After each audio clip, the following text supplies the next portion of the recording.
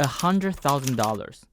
That is the amount the Trump administration plans to charge on new application of H-1B visas, which have brought in tens of thousands of foreign workers to the US in the past decades.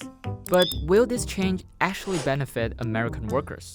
H-1B visas are granted to foreigners with specialized skills to work in the US, with an annual cap set at $85,000. But due to exceeding demand, which amounted to over 758,000 registrations in 2024, applicants are forced into a lottery each year for a chance to apply.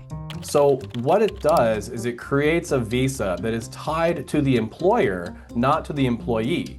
This puts the H-1B worker into a bit of a precarious position. There's also the argument that some firms are using H-1B workers to replace American workers. We don't see a whole lot of evidence of that. Really what we see is that this is actually supplementing American workers, not supplanting or replacing them. According to USCIS data, over 70% approved H-1B petitions went to Indian nationals last year, followed by Chinese for almost 12%. Over 2/3 of H-1B recipients worked in tech. Amazon led with 14,000 approvals this year, followed by Tata Consultancy Services, an Indian multinational offering staffing services, then Microsoft and Meta. So here I want to quote the executive order from the Trump administration, basically blaming cheaper H-1B workers for the high unemployment rate for recent computer engineering graduates. Is that true?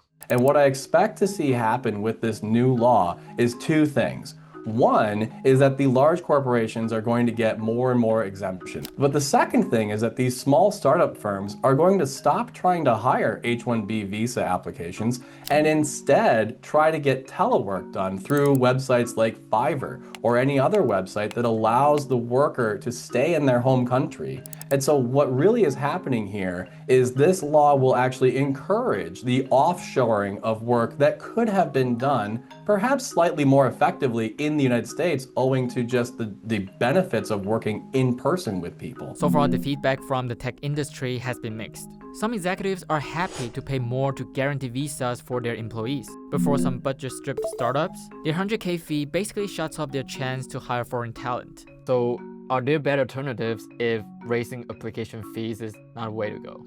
So what happens when a company employs an H-1B worker at their firm? One is the price or the cost of producing that product falls dramatically.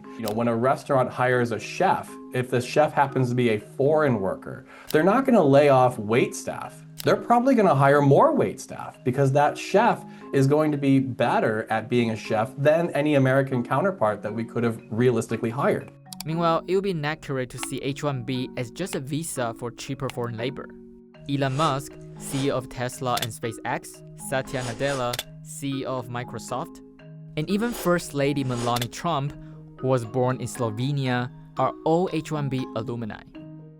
Hey there, thanks for watching. So before my research on H-1B visas, I actually thought an annual cap on working visas for skilled workers is rare, but it's actually not uncommon. For example, Switzerland only granted 8,500 working visas to non-EU skilled workers this year. And to fix its labor shortage, Germany has bumped up its visa cap to 50,000 for workers from the Western Balkans since last year, which also includes a lottery system to pick applicants.